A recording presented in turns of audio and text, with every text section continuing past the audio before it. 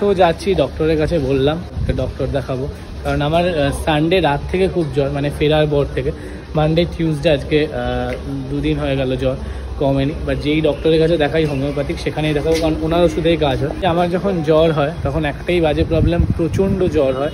প্রচণ্ড জ্বর মানে প্রায় 103 উঠে যায় জ্বর, সো 3-এর উপরে উঠে যায় অনেক সময়, মানে এটা একটা বাজে পয়েন্ট। এবং অনেকক্ষণ সেটা স্টে করে, মেডিসিন খাওয়ার পরেও অনেকক্ষণ স্টে করে।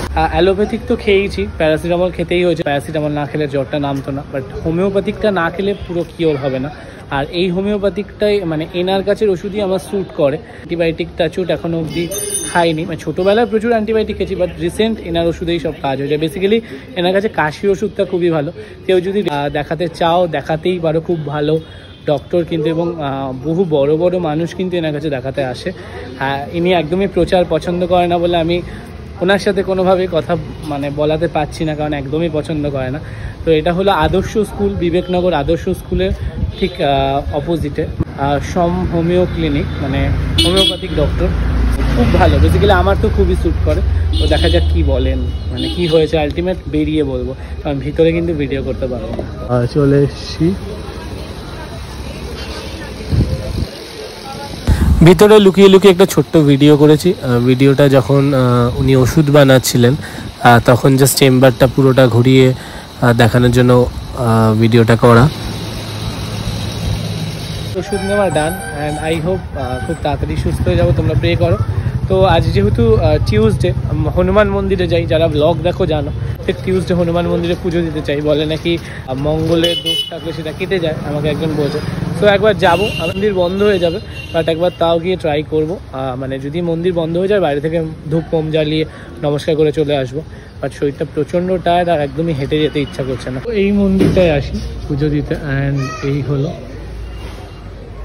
ইনি হলেন বাইরে থাকেন। এনাকে বাইরে থেকে মন্দির যদি বন্ধ হয়ে যায় তাও এনাকে পুজো দিতে পারেন। আর ভিতরে তো আছেন যিনি পুজো হয়, বাট মন্দির বন্ধ হয়ে গেলে বাইরে এরকম কেউ পুজো দিতে পারে। তো এই মন্দিরটাতে আসি প্রত্যেক মঙ্গলবার করে। অনেকের সাথে দেখা হয়েছে এই মন্দিরে এসে, যারা ইউটিউবের সাবস্ক্রাইবার আছে, যারা ফলোয়ার্স আছে, ভালো লাগে বেশ যখন দেখা হয়। মন্দিরের পুরোহিত বলে যে আমার সেই লোকটা এসেছিল যে বলেছে ওই দাদা আসেনি আজকে, যদি কোনোদিনও লেট হয় বা না আসি।